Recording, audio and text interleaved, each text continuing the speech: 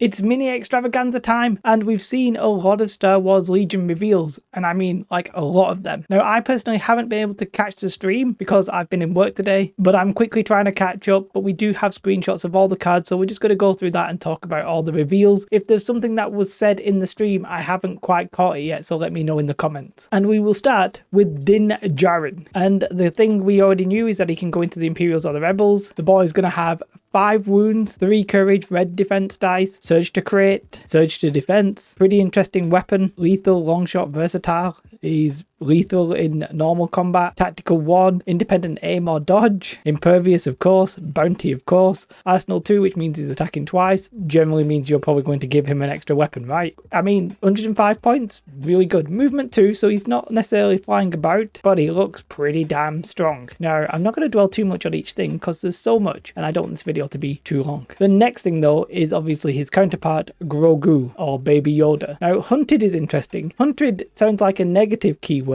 in the fact that it's basically like a reverse bounty. So when Grogu is defeated, you replace his mini with an unclaimed asset objective token. Grogu may never be restored. It means he's dead if he's dead. Each trooper unit gains claim the asset, and at the end of the game, if an enemy unit has claimed the asset objective, that unit's controller player gains 1 victory token. But keep in mind that it says if an enemy unit has claimed him, so you only lose points though, you don't gain them. But what you do gain is latent power. So at the end of your activation phase, you may gain 1 suppression token to roll 1 defense dice. On a surge, you choose an enemy unit at range 1 of this mini, and that unit gains 2 suppression and 2 immobilize tokens. On a blank result, a wound or poison token from a friendly non-droid trooper unit range 1 of this mini. So basically on a surge, you cause suppression to and immobilize to the enemy. On a blank, you can remove a wound or poison from a friendly. Not sure what happens on a block. Presumably nothing unless I'm missing something. I'm not convinced that the risk of losing a whole point is worth his ability, but perhaps his command cards are mind-blowing. But my instinct is no.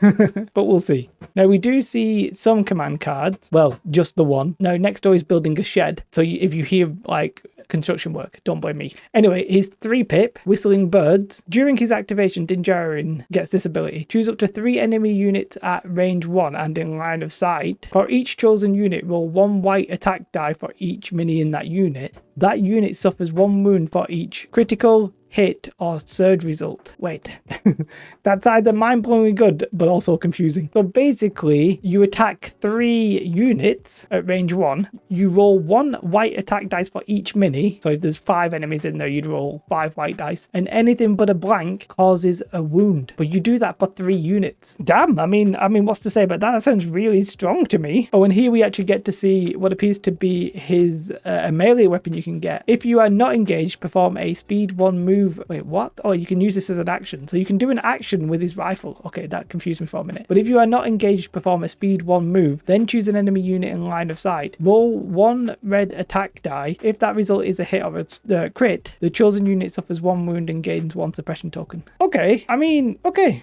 I need to sort of process that a little bit, but I think these are actually quite interesting. There's definitely some unique flavor to this. Presuming one of his cards is going to be This Is the Way. Not sure about the other one. But yeah, this Whistling Bird thing, I just can't get my head around it. Well, I can get my head around it, but it just seems really strong. Especially for a 3-pip. It seems really good to me. I think this means, does this here mean that it takes 2 actions? Wait, does this mean unlimited range? Because it just says if you are not engaged, perform a speed 1 move, then choose an enemy unit in line of sight. So it's unlimited range. Okay.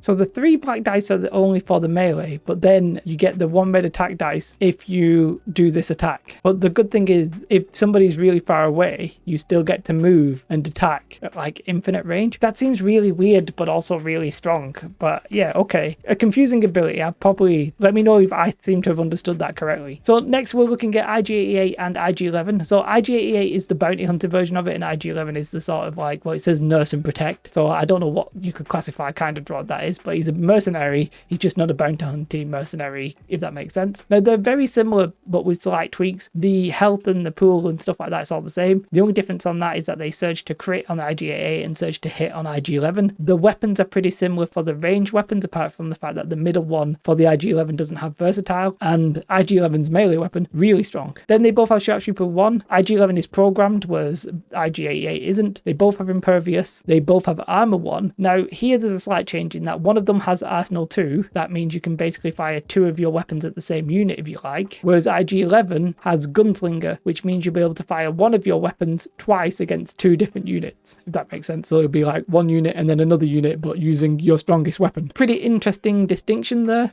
And yeah, there's not that much point difference either. There's only 5 points different. Yeah, cool. And then we have one of them for the IG-11. Here we have an I would call this an upgrade card, but you basically have to take it. That's what programmed is. Presumably there's going to be a few different ones of these and it's costing nothing. While building an army, Grogu gains counterpart IG-11. That's really cool. I like that sort of chain of counterparts. So that's pretty interesting. You also gain though AI dodge or move. Okay, fair enough. If you don't have an order, you've got to do one of those. Fair dues. Now here we move on to there is Old Man Boba. I don't know if that's going to be his name, but basically Boba Fett after the original films. And here we see his card. So he's got jump 1, he's 120 points. By the way, he can go in the Rebels, but not the Imperials. Obviously, he's the mercenary faction as well. 5 health, 3 courage, surge to crit, surge to block, range 1 to 3 weapon, 3 black dice and pierce. Arsenal 2, so presumably he's going to get another weapon and you can shoot twice. Well, you can shoot 2 different weapons. He's impervious as well. Now, this one's really fascinating. Independent standby. So if you do not give him an order token, he gains a standby token, which sounds really strong, especially if you can take Sentinel as well. Oh, he already has Sentinel. So his standby range is going to be 1 to 3 anyway. Okay, sharpshooter 1 and he gets tactical 1. Yeah, solid. Especially for the Rebels. No bounty is important to note. So there's actually no bounty for the Rebels, I believe. Still, maybe. I could be wrong there. But overall, yeah, it looks pretty damn solid. We do see his command cards as well. So his 3-pip is Rule with Respect. While Boba Fett has a face-up order token, when a friendly unit at range 1 and in line of sight of him makes a range attack, add 1 black die to one of that unit's attack pool. So this is really interesting because it basically means for that turn, you'll get a couple of extra black die, especially if you can daisy chain or get as many command tokens out as possible. And what's interesting, obviously these can be used with the other Boba Fett as well, because it just says Boba Fett, not Old Man Boba or anything like that. But his 3-pip there, yeah, I mean, I can imagine a situation where that might be really good, but keep in mind, wait, no, it's while he has a face-up order token. So basically, if you're in a gun line, you might be getting a lot of extra, like, just free black dice that added to your abilities there. Cool. Then he's making his way in the galaxy for his 2-pip, and he may not perform attack actions during his activation, but at the end of his activation, Boba Fett may perform an attack with only the following weapon against each enemy unit in range 1 and in a line of sight. So if you ended up, maybe you double move into the enemy, then you can do this against anybody in range like 1. Blast, impact 1, versatile. That's going to be pretty damn strong. My instinct says that one's not that great. Maybe that I don't think it's necessarily game changing, but maybe I'm wrong. Maybe there's a combo out there that's going to be really good. Then his 1-pip. If Boba Fett is not issued an order with this card, Boba Fett gains marksman 1 this round, gains 1 aim token, and increases the range of his ranged weapons by 1 to a maximum of 5. So that's why it says 1 unit instead of Boba Fett. Basically, you can help somebody and then you get rewarded as well. However, if you are issued the order with this card, at the start of the activation phase, a unit at range 1 of Boba Fett may perform a speed 1 move. So it's sort of like if you really need to move a unit, you can do that, but you're better just giving it to somebody else and reaping the rewards. Pretty cool. Now we move on to where we get really spicy. So these are the Imperial Dark Troopers. So this is the card, and then obviously this is the unit. They show the 3D sculpts. Obviously here we're seeing Moff Gideon as well. We don't see his card, but man, there he is. And yeah, these Dark Troopers are looking pretty sick. I also like them because to me they're relatively easy to paint, because all I will do is spray them black and call it a day. But let's look at these cards. Now this card is absolutely mind-blowing, right? This is mind-blowing. So 1, it's a trooper unit effectively in the heavy slot. 2, they have 2 health each with no courage. There's no surge to hit or surge to block or anything like that. They attack with the black dice, but then this is where it gets really interesting. They have armor, they are plodding, which basically means you can only move once in a turn. They are unconcerned. That effectively means you can't get any benefit from cover. You also can't be repaired or restored or anything like that. You just, you're like Terminator, basically. You're just walking and you're unconcerned about anybody. You're just trying to get to your goal. Really cool. But then the mind-blowing one is unstoppable. Let me just say, this is going to let you to activate twice. So effectively, you can almost double the value of this unit because it's like taking 2 of them. Obviously, when they die, that's a big, nerf to your army, but let's just read it. This unit is eligible to activate during the activation phase while it has 1 or fewer face-down order tokens. So that means whilst it has an order token that you've already been with and you've turned it down, it can still activate again. Now, this unit may never have more than 1 face-up order token, as in you can't issue it 2 orders. When creating your order pool, you add an additional order token corresponding to this unit's rank to your order pool. So if you had 1 unit of this, you would end up with 2 heavy tokens in your order pool, right? Mental, crazy. Effectively, if you had 3, well, I think you can only have 2 heavies. If you had 2 of this unit, you would end up with 4 heavy tokens, and you'd just be pulling them, and every time you got them, you'd be able to go with this unit. Like, it's crazy. And they're the only unit that you can use, so it's not like you can take your extra token and put it with an ATST. Just mind-blowingly crazy. Like, weird. The unit itself, perhaps like on its face value, like a 6 health wound unit card for like 100 points that just got a red defense dice with no surge, with effectively just 3 black dice, you wouldn't be like, oh, that's great. But the fact that you can go twice almost means you can cut its points total in half and be getting that value. So really, really fascinating stuff there. And the key thing is it can have 1 normal of its type added in, but also 2 heavies, and we don't know what kind of heavies they're going to be. Presumably that's going to be some serious heavy. So like, it might be worth just absolutely flooding this with every kind of thing, every kind of upgrade you can get, and then trying to defend them. However, you can't heal them back up, but if there was ever a way of getting Guardian or something, you know, you could use that. Yeah, you can't heal them back up, but so when the wound's done, the wound's done. But armor as well, man, that sounds fascinating. And when we actually look at the heavies, there appears to be some sort of melee that almost looks like a sword to me. It almost looks like you could paint it like a sword. Then you have one that it's a little bit off the screen here, but it looks like a, let's see if I can move it actually. It looks like a rocket launcher. It looks like the HH-12, is that the name of it? And then the other one basically looks like a Z6 in a way. It looks like a machine gun.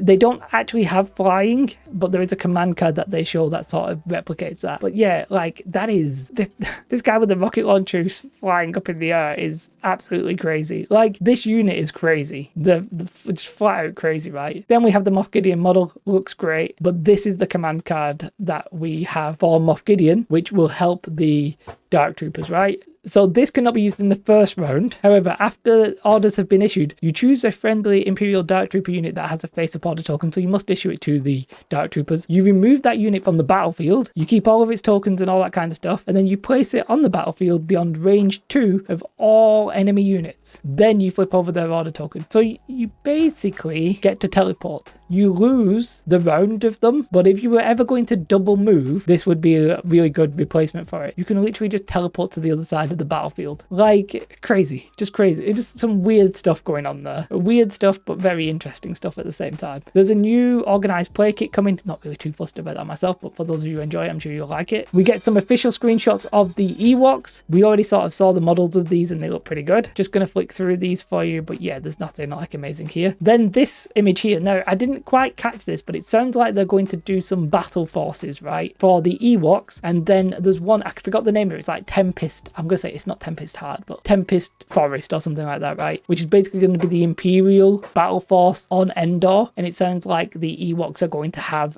their own battle force as well. Now, it also looks like this image implies an ATST might be coming to the Rebels, maybe piloted by a certain Wookiee. We'll have to wait and see. Yeah, really, really, really fascinating stuff. I mean, all the bounty hunters and IG-11 and all that kind of stuff, they all look perfectly fine, reasonable. Happy to see Ewoks, happy to hear about a battle force, but those Dark Troopers are leaving me a little bit like, oh, that's a literal game changer there. Possibly. They may just end up being bad and overpointed, but they look really strong to me. But we'll have to wait and see how true that is. If there's anything major, obviously I'll be back on. Things are probably going to get like trickled out this weekend up until the end of the event, but that's the main stuff. If I missed anything that was said that was relevant to something that I didn't understand, please do let me know in the comments below. Like and subscribe. Have a most beautiful day. Goodbye.